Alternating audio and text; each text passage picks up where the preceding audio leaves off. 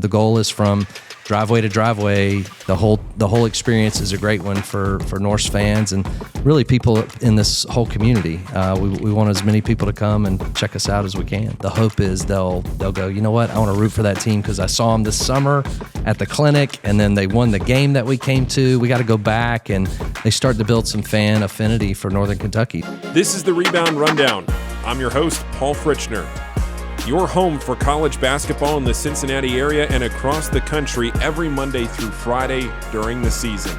Make sure to subscribe on YouTube and wherever you get your podcasts. Welcome into another episode of the Rebound Rundown, and a very special episode today because we're over in Highland Heights, Northern Kentucky, on the campus of the Norse with the new athletic director of Northern Kentucky, Vice President and Director of Athletics, Mike Odom. Mike, I'm really happy that we get a chance to sit down here and catch up and introduce you to the Rebound Rundown, to the followers here and the listeners of the program. I'm really excited for the next 45 minutes or so to hear from you on your thoughts for this program, your excitement level of moving to the Cincinnati area, all of that. I want to make sure that I tell all of you watching and listening right now to subscribe to the program. Make sure if you're watching on YouTube or on Fox 19, go over and check out our digital channels, and you subscribe on any audio-based platform, Apple, Spotify, wherever you want to listen. But Mike, your first appearance on the Rebound Rundown. It's awesome to have you. Thank you for having me. Thanks for coming out to campus and making a visit, and it's great meeting you, and look forward to our chat today. Yeah, absolutely. You and I were just talking before we went on the air. So you were most recently at Creighton. You have a long history in college athletics that we'll talk about, but you were most recently at Creighton. I've done a ton of work over the last 10 years in the Big East, and we shook hands as if we've met each other, but I'm sure at some point over the last 10 years we have crossed paths somewhere. Either at the Cintas Center or Prasco Park or Madison Square Garden. One of those places we've run into each other at a post-game press conference or something. Absolutely, no doubt about it. Well, like I said, welcome to Cincinnati. What experience did you have, if any, with the Cincinnati area before you came here? Really, both when I was at Wake Forest and we started the series with Xavier. As at one stop of my career, I was at Wake Forest for 14 years. We started the Skip Prosser Classic and worked with the folks at Xavier, Brian Hicks at Xavier, to kind of work that through on their side, and then I was doing the stuff on the Wake Forest side. And so we came up a couple times for those games, but then here recently, the last 3 years at Creighton, we would when we would come here, sometimes we would stay for an extended period of time and play Xavier, and then fly to the east and play somebody, Villanova or UConn or somebody else, and make a 5-day trip out of it. But we would stay in Cincinnati for three days or so when you count getting ready for the Xavier game and stuff. And then the Big East baseball tournament came the last couple years to Mason and Prasco Park and the great folks that run that tournament there. So that was probably the extent of my Cincinnati experiences. But I've come up for a football game at UC before. Went to a Reds game a couple years ago, and we had an off day at Prasco, and so tried to live it up while we were here and do some fun things. And I knew when this job came open that there was some potential and really good. This was a really good opportunity. And in fact, during this year's Prasco trip, we had a rain day, and so I drove. My son and my dad were with me, and we drove down here. And I said, I told them, I said, hey, let's go down to Northern Kentucky and have lunch today. And they kind of looked at me like, why? And I said, well, I'll tell you when we get in the car. And so we rode around campus, and that really piqued my interest kind of from the start. Yeah, I was going to say that's the follow-up question. Is you get here to campus, you have an opportunity to see it in person. What attracted you to this job and wanting to be the athletic director here? Yeah, so on that day in May when we drove down, I was immediately I don't want to say surprised, but I was immediately blown away by the facilities. Truist, the soccer stadium where we're at right now, baseball, and just all of campus looked sharp. And it looked like, from an athletic perspective, that there had been investment into athletics. And so right off the bat, you think about these opportunities, and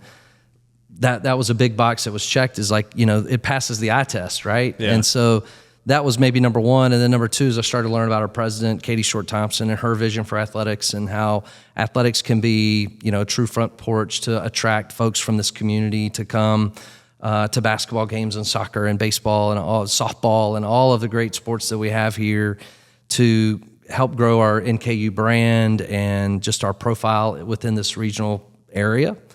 So that was exciting to kind of learn more about her vision.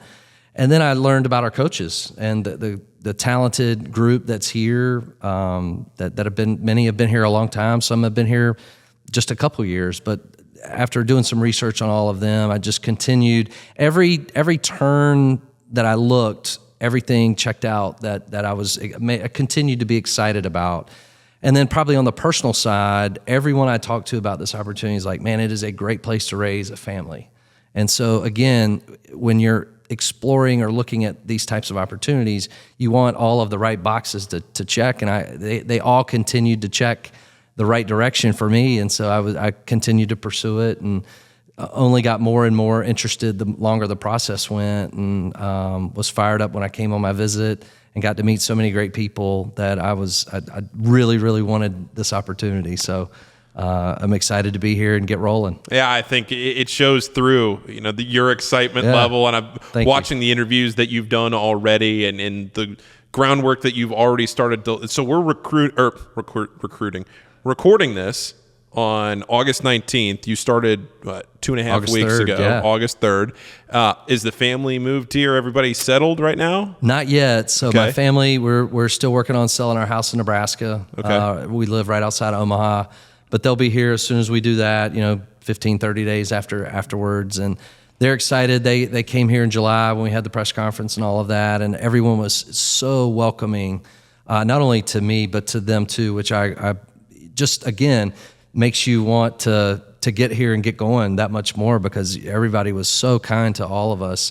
But they'll be out here soon. We have an 8-year-old and a 6-year-old little boys, and then a 4-year-old little girl. And our boys love all the sports, whatever season it's in, whatever sport is in. We go home and play volleyball. We go home and play soccer, baseball, basketball. We play it all. So I'm excited to get them here and get them on campus and let them run around and be ball kids at soccer games and volleyball and stuff like that. So soon enough, but yeah, ready to get them here. I think one of the things when you read about your history and your bio and some of the things that you really, have hung your hat on in your career, your biggest successes have been obviously on the marketing side, drawing fans in, fan engagement. That is really your specialty, and that's what everybody talks about when they talk about Mike Odom. So when you look at Truist Arena and the basketball program and the success that the basketball program, the men's basketball program especially, has had here over the last several years, winning the Horizon League championship, going to the NCAA tournament multiple times, how do you hope to build on that success? Yeah, I think it's telling the story, but I think it's also one relationship at a time, one meeting at a time, and inviting people to come watch our games. We've got an incredible product, as you know. Coach Horn is an incredible coach. Coach Hines is a great coach. So we've got great people here, and it takes me and our team going out and working on getting groups to come to our games. It takes us going and speaking at Rotary clubs and all of those different things to tell people the kind of product that we have, and that they can make a difference and really help grow Northern Kentucky. And, it not only does it help us as a university, it helps us as a region when we have a filled arena with a vibrant student section and people cheering on our teams. It just, everybody wins. And so it's an important part of what I'm tasked to do, and our team is tasked to do, is to get out in the community, continue to tell our story and invite folks to games. And I'm sure you have seen, we dialed back the ticket prices this year. So it's, we have so much to offer: great product, great basketball, a great arena, but now the tickets are affordable. Not that they weren't before, but they're even more affordable now. Traffic is easy, parking is easy, you can get in and out, and then we're going to ramp up the fan experience side of it this year too, and have some fun. And the goal is from driveway to driveway. The whole experience is a great one for Norse fans and really people in this whole community. We want as many people to come and check us out as we can. What are some of the things maybe that jump off the top of the page right now? Yeah, you don't have to spoil the whole season, right? But if there's something that you've already thought about that you say, hey, we really want to pack Truist Arena, because that's been a huge theme with Darren every time he comes on here, whether it's the students, whether it's the community.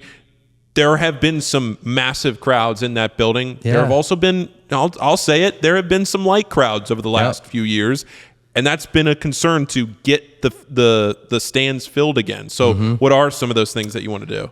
You know, I'm going to reach into my toolbox from my Wake Forest and NC State and Creighton days on different, whether it's a promo day or going to speak to different groups or having different groups perform at halftime or the national anthem, things of that nature, or a theme day. You know, I know we've done a pink out here, but how can we grow it to be like the Creighton pink out, where it's one of the best in the country? You know, I would love for people in this community to go, you know what, we can't miss the pink out at the Northern Kentucky basketball game because it's an unbelievable atmosphere. Or, you know, and we're already talking about, Saturday, November 14th is our we're going to call it tip-off in the Heights. So that'll be our opening home game of the season against Central Michigan. So we're going to try to get the whole community, you can't miss, like opening day for the Reds, right? You can't miss it. Just like over here, tip-off in the Heights, you can't miss our first game against Central Michigan. So, and the hope is we'll have a great fan experience and do some new things on that side of it too. So when you come and sit down, it's a whole new experience for you, and you want to come back and you can't miss it. And again, you're going to watch good basketball. It's really good basketball too. Are we taking dollar beer night from Creighton? I'm definitely that's been we're working on that one too.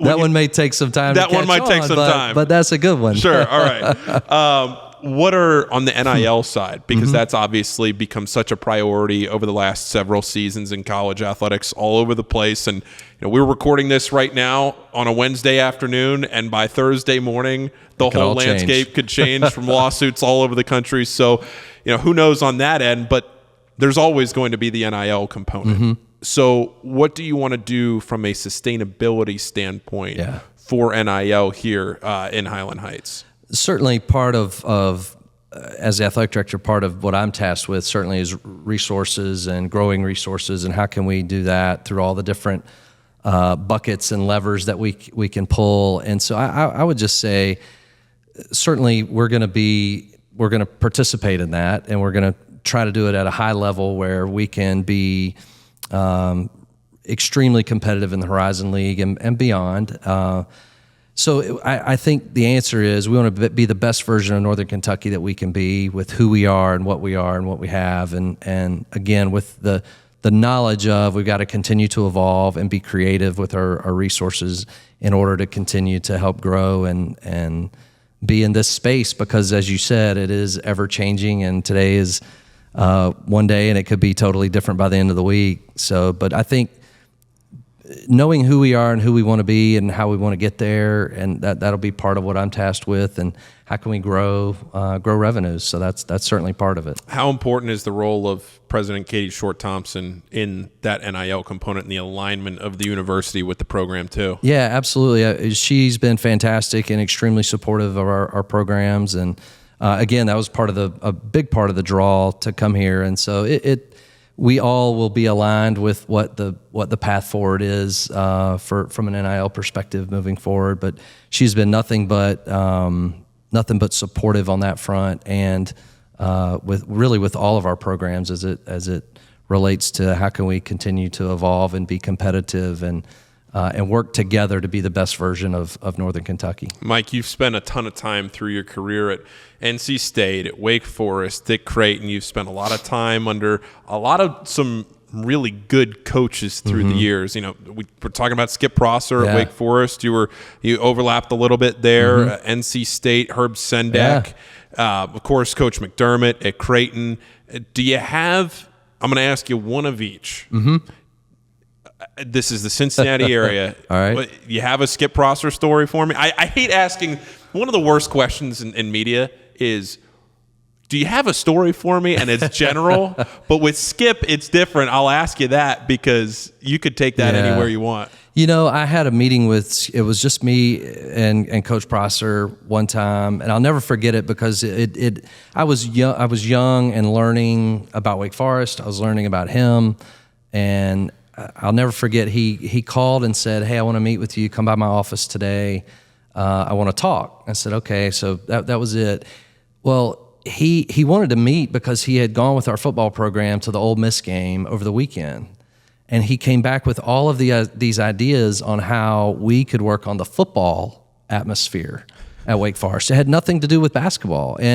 But that showed me, and I think shows a lot about who he was. Like, he cared about Wake Forest as a whole, and not just, like, he cared about his program, of course, and his players and his coaches, but he cared about globally making the whole department great and making the city of Winston-Salem. He used to say, the city's so nice they named it twice. But he cared about the whole city and wanting to make that Wake Forest be the team of Winston-Salem. And for a small private where all the graduates move, a lot of the graduates move elsewhere. But I had this meeting with him, and he also challenged me in that meeting. He took a notebook and he said, hey, what I don't want you to do this year with basketball, and he pulled this notebook off his shelf, and he went, dusted it off, and then handed it to me. He said, whatever you do, don't just take what you did last year in your notebook from last year and do it again. Like, we need to keep getting better. We need to keep being creative. And how can we continue to push the envelope from a fan experience perspective? You know, at that point, they'd been doing the motorcycle and the fly guys and the smoke and all of those things. And so he was telling me, like, just don't go through the motions. Like, take time to think and be creative. And I'll never forget that, because I think all of us can get in a routine and stop and not take the time to brainstorm and to be creative and think about how can we make things better. And so I'll never forget that, because he talked about Haynes Mall Boulevard and, like, how can we make Wake Forest, how can we make people on Haynes Mall Boulevard know that there's a football game, which is the other side of town, and where all the Buffalo Wild Wings and all the chain restaurants and stuff. He's like, how do we get the people that drive up and down Haynes Mall Boulevard to know there's a football game that day? And so just the whole meeting, I remember thinking, like, wow, this is incredible on a lot of fronts. So I'm grateful for the time that I was there with him. It was about a year and a half before he passed away, but he was great, and was the kind that'd come and put his arm around you and, you know, tell you good job, and, you know, also tell you when he thought you could be doing better. And I appreciate that. Yeah. When you're at NC State and Wake Forest and Creighton, obviously Creighton without football, but NC State and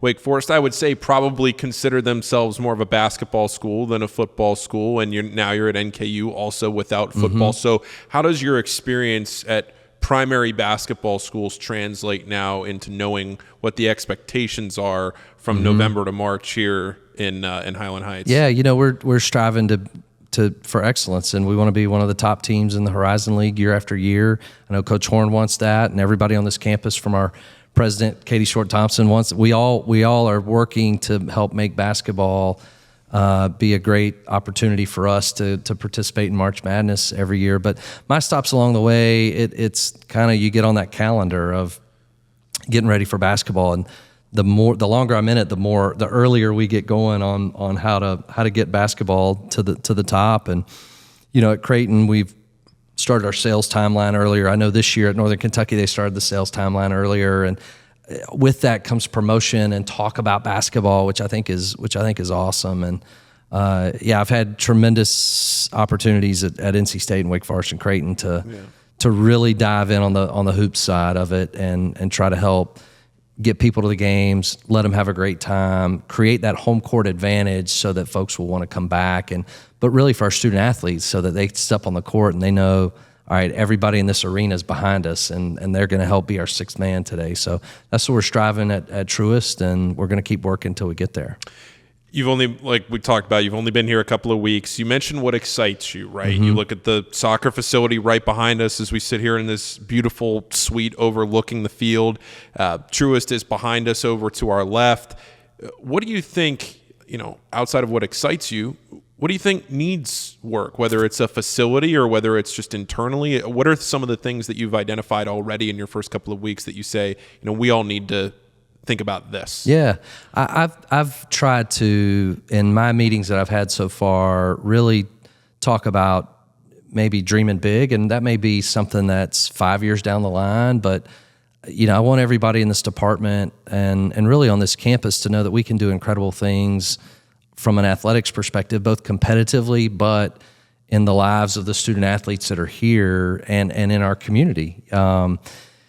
but a lot of it is on the competitive side. And I know that's what you're asking too, is what can we do to get there? And I think one, we have to talk about believing we can do it. And I think there's a lot of people that know that this is, there's certainly there's an opportunity here. And as we talked about with these facilities and with the people that are here too, I think that's been one of the fun parts about this, is meeting all the great people that are here at Northern Kentucky. But I think dreaming big and talking about kind of taking that next step. How can we get whatever program it is to the NCAA tournament and win the Horizon League and be the best in the Horizon League? And who do we need to be benchmarking against, whether that's locally or within the conference? And so really having a lot of those conversations. But I'd say identified right away is let's talk about being great. So that we can work towards getting there. And each program is a little bit different, and maybe where they are. We've got new sports like triathlon and men's volleyball that are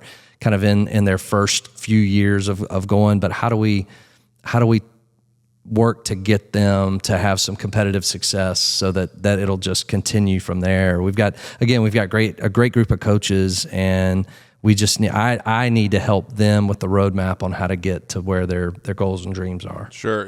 One of the initiatives this summer was the Norse in the Neighborhood, which I thought awesome. was great. Mm-hmm. Get the teams out, men's and women's teams, get them out into the neighborhood, go practice at a local high school or wherever it was each week. And I thought it was a really cool way for Coach Horn and the rest of these teams to come together and say, hey, we're going to make a difference in the neighborhood. Mm-hmm. And I think, from what I've talked about with Darren, he has really emphasized getting this community together, and that's something that you have talked about now in the last 20 minutes or so that we've been doing this. Is that something, the community and feeling like you are part of something bigger than yourself, is that really what you're getting at here? Absolutely. And I think we have such a great product, and we're so close to everything in Cincinnati that and I would say, first of all, too, I commend Coach Hans and Coach Horn for doing the Norse in the Neighborhood this summer. Tremendous initiative to go to where others are and introduce them to Norse basketball. And so, how can we do that? How can we do other initiatives like that? But yeah, if people come to our games, they're going to see a great product, and the hope is they'll go, you know what, I want to root for that team because I saw them this summer at the clinic, and then they won the game that we came to. We got to go back, and they start to build some fan affinity for Northern Kentucky. So yeah, absolutely, all of those things are initiatives that we're going to continue to do. And how can we take the Norse in the Neighborhood and apply it to other sports? How can we take that and find other communities to be a part of? Because there's so many awesome ones, from Fort Thomas and Alexandria to Union and even Anderson, right on the other side of the river. How can we get those communities to all come be Norse fans? And Northern Kentucky transitions to Division I, I think 11 years ago now, 2015, mm-hmm. and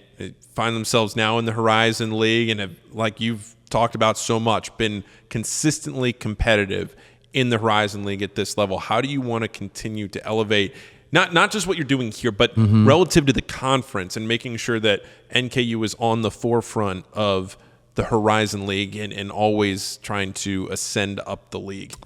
Yeah, I think part of my responsibility is to continue to keep an eye out for how what everybody else is doing too. But I think the real answer is, I think if we maximize who we are and how we go about doing things, it'll take care of itself within the Horizon League. I really think you got to focus internally before you got to look at everybody else. And I think if you get caught up in saying, well, these guys have this widget or this new facility or this thing, then you'll maybe lose track of the focus on how can we be the best version of us. And I think as you in these positions, you have to continue to evolve every year, and you have to continue to take inventory. What are we doing with our facilities? Do we need to do anything with them? How are we investing in professional development of our staff? And so, again, I think the focus is on us, even though I know you asked me, how are we keeping up with the Horizon League? I think it really is, are we being the best version of ourselves first, and maximizing everything, and then trying to grow from there. and win the Horizon League, because I want to win and have lots of trophies, but also get this community participating and enjoying the run that we can go on if all the things hit the right way. This is the Rebound Rundown, and we're sitting here talking with the new Director of Athletics and Vice President at Northern Kentucky University, Mike Odom. And Mike, because this is the Rebound Rundown, let's talk men's basketball specific here for the next little bit. Darren Horn, obviously a very experienced coach and somebody that has led this program to a lot of success over the last few years, wants to get back to the NCAA tournament, came up a little short this past season in the Horizon League tournament, of winning the Horizon League tournament again. But what has impressed you about Darren Horn and following him and knowing what kind of a coach you have? Yeah, I've gotten to spend some time with Coach Horn since I've been here, and I've enjoyed getting to know, hearing his basketball story, because we all have one, right? And anyway, he and I've enjoyed my talks with him, and we've worked on a couple projects together already, and I think we share, and I think everybody on campus, from our president down to myself and Coach Horn, we all are in alignment on trying to help that program, be one of the best in the Horizon League and have a chance to go to the NCAA tournament every year. So we're going to continue to operate that way. But I've enjoyed working with Coach Horn and his staff. He's got an excellent staff, and look forward to when the guys get here next week or later this week, getting to know them and watching practice and doing all those things, and kind of getting in the middle. I say getting in the middle of it, getting in the middle of hoop season and the energy that comes with that. And certainly, I think Coach Horn knows this, but I want to be a resource if I can help in any way, whether it's behind the scenes things or in front of the scenes things. And be a resource if I can, but certainly he's got a lot of experience in this game and knows how to run a great program. And you guys have seen the success here that he's had, and look forward to walking alongside with him and being a teammate and tag team partner with helping Norse basketball continue to grow and reach heights. Do you have any thoughts on how a non-conference schedule comes together from the sense of exposure for the program? Obviously the coaching staff, they're the ones that are going out there and putting a lot of this together, but I'm sure they're also having conversations about you with what makes sense for the program. Yeah. What would you like to see them do in the non-conference to, again, help elevate the program? Yeah. I think they're doing a handful of things this year, going to Sioux Falls to play one of the first college basketball games of the season, and the exposure that will bring. I'm excited about that, and I've already talked to folks on campus like, all right, when the game comes on, we got to have all the TVs on YouTube so that everybody can watch the game and see that. But I think that's a great step, and I think a school like Northern Kentucky, we need to think differently like that, and how can we be a part of some of these initiatives that can provide some additional exposure not only to our program but to our university. And so that piece of it, certainly there's some game, we've got a couple other games where we'll go on some road trips, and hopefully that will provide some TV exposure and that sort of thing. And then we're working on another game where we'll go on the road probably this year, and it'll be a nice home game next year against a name team. The ink's not dry on the contract yet, or else I'd tell you exactly who it was, but I think it will be something that our fans will look forward to maybe next year with us going on the road this year. So I think they've done all the right things to build a competitive schedule and a schedule that will provide great exposure for our university. Yeah, coming off the experience at Creighton, which obviously we know about Creighton in the Big East and the priority that they place on men's basketball, what were some of the things that you're hoping you can take? I mean, I'm looking at your resume here. You spend 18 years in the ACC between Wake and NC State. You're doing the external marketing at Creighton. So what are some of the things that you maybe most recently have taken from Creighton in this ever-evolving landscape to want to apply here to men's basketball? Yeah, well, I think one, we talked about it a little bit earlier, but the pink out at Creighton is incredible, and all credit to Coach McDermott on that. It was kind of his idea and dream based off his wife's story and cancer battle. But I think that's one off the bat, because I feel like Creighton and Coach do it better than anybody across the country, not only for the exposure, but the exposure and the awareness that it gives towards getting scanned for cancer and all of the testing and but the research and the money that they've raised around that has been that's one thing I'd love to apply here and work in partnership with several other, whether it's healthcare providers or whatever it is, to make that game great and special, because I've seen how incredible it is at Creighton. I'll tell you one thing, Mike.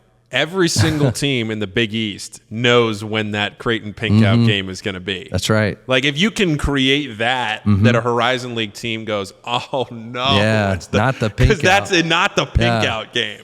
So that's one right out of the chute. I think there's some initiatives with students that we were able to do at Creighton that I'd love to implement here at NKU, whether it's moving the dining hall to Truist for a day and having all the students get their food and then go into the game, things like that it's just, it takes time and new people to get to know, to see how we can help work on this stuff together to move the needle. Sure.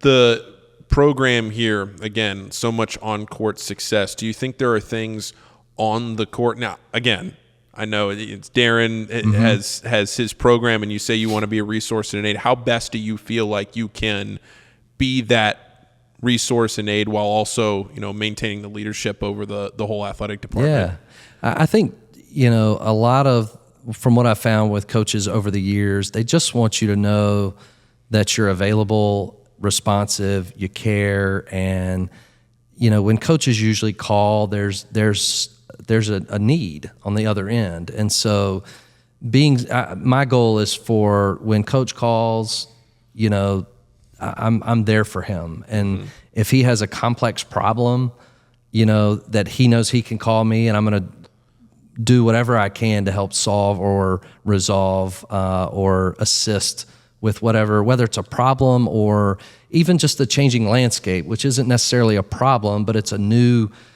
thing to figure out. So my goal is to be a resource for him in that way.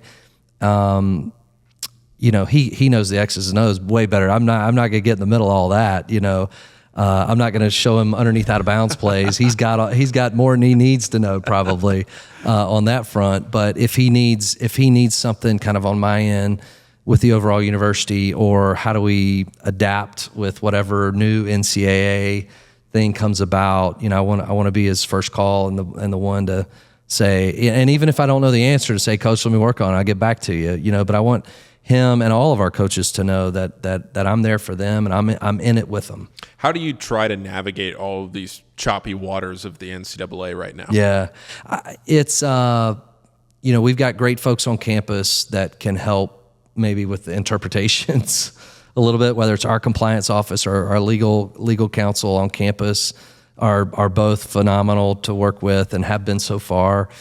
But I think also I rely on my network within college athletics. And, I was driving here. I started on August 3rd. On August 1st was when I was driving this way from North Carolina. I had to go to North Carolina to get a car to drive it up here.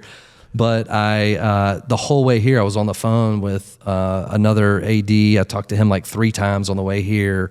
Another guy that's a general manager for a college basketball team at another Power 5 school. The folks at Creighton, the whole way here, I was talking, because that was the night or the morning after the Wisney case in Colorado and the 5 years of eligibility and the 2022 student athletes and all of that. So I was trying to understand everyone's different perspectives and how that would apply towards Northern Kentucky. So that's kind of how I'd go about it. Is you got to lean on your network and kind of all hey, what's your compliance office saying, and what's your conference office saying, and all of those things to kind of understand how things could work for your department. And do you hope that there is? Obviously it's maybe wishful thinking that there is some stability, but the dust has to settle at some point here. You would think so. It seems like since post-COVID, it's just been a constant evolution from maybe almost on a quarterly basis. There's new things to have to figure out. So yes, in theory, you would think some things will simmer down a little bit on that front. But if not, it is what it is, and we'll adjust to it and continue to figure out how whatever rule change it is or whatever change in the landscape will be how does it fit us, and how can we be the best version of NKU? Yeah, for sure. And the other athletic programs here outside of men's basketball obviously have enjoyed a lot of success as well. So, for any of the other coaches or anybody that might be listening to this that say, there is a priority on men's basketball for sure, but at the same time, there are a lot of other winning programs as well. How do you balance all of that? Yeah, we do. We have, I mentioned earlier, a talented group of coaches, many that have been here a long. I think of Liz Hart and Bob Sheehan, both, who have been here for, I think 15 or 17 and 28 years, that are both, somebody told me the other day, Bob just keeps winning. No matter how the world changes, Bob just keeps winning. And I think Liz is the same way. And my thing too is I want all of the student athletes here to feel like they have a great experience, and whatever that means for their sport, but to know that their coaches care about them, that I care about them, and our entire university. We care about the education they get, the experience they get from practice and being with their teammates, and leave here with a great competitive time, playing their sport, but also with their diploma, and can go out in this community and really do some good stuff in this Northern Kentucky, Cincinnati region. There's so many great opportunities just like in our backyard that they can tap into, and there's so many good companies and organizations that we're putting out really good student athletes every year, and that's the goal, is to continue to make every, whether it's a triathlon athlete or a women's soccer player, like we've got good people that are leaving here and doing great things in the community. In the landscape of the greater Cincinnati area, the men's basketball program has really enjoyed a lot of success relative to the level, of course, but you look at some of the other programs around here that haven't consistently made the NCAA tournament in a while, and you look at Northern Kentucky with multiple NCAA tournaments since Darren's been here. And, I think there is something that can be said for what NKU has built. So when you look at the area, how do you, and we've talked about this some, obviously, but spreading the awareness of the kind of program that you have here. And I think the most important thing that you said earlier is, sure, you can have the giveaway days or whatever it is, but at the end of the day, you have a great on-court product too. How do you make sure people know that? Well, first of all, I think it's a testament to Coach Horn and his staff. They've done a great job building the competitive side of it, right, and recruiting great student athletes that not only represent NKU in a great way, but also can play and have kept NKU at the top of the standings in basketball. But I think it's one interview at a time. It's one. I spoke at the alumni council meeting the other day, and it's little by little, the whole cliche, brick by brick, and I think we've got to get out and spread that message that we've got a really good program and a great facility and a product that is family friendly and easy to come to, and you may see us on Selection Sunday too if all things go the way we hope. Yeah. So I was eavesdropping on you before you walked in here. You said you're going to the FC Cincinnati match tonight. Yep. What are some of the other things from around the city that you're looking forward to getting to do? I'm looking forward to going to more Reds games. I love watching baseball. Both my boys love playing baseball and watching. We went to the Reds game a couple years ago with my now 6-year-old, and he loved playing in the wiffle ball area. Yep. The zoo, I think, we've been to the Omaha Zoo a bunch in Nebraska, but we love it.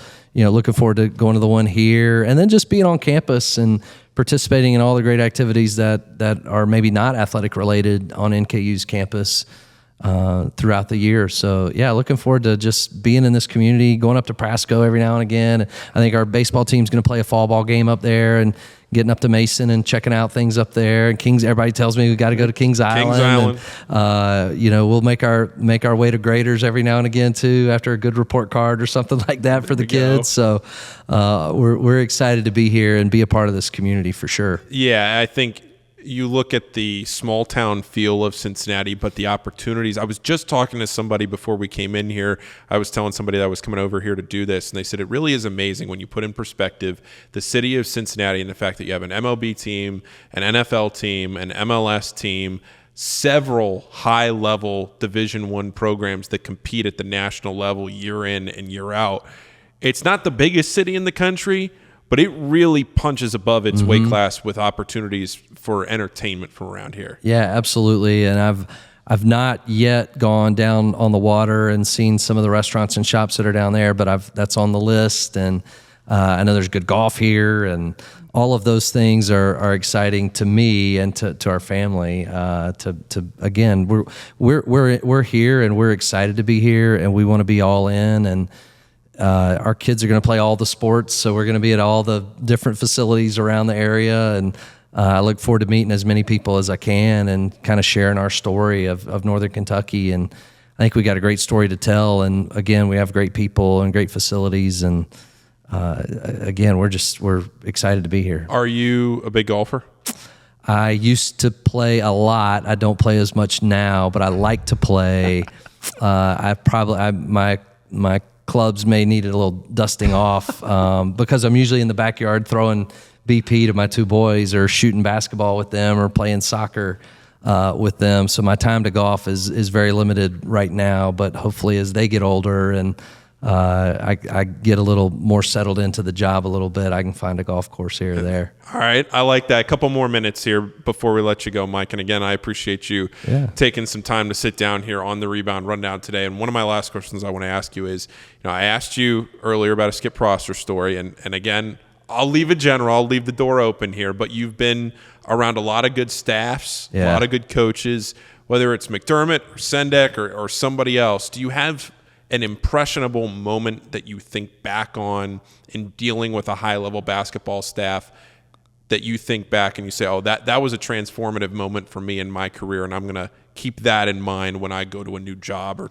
or elevate my career?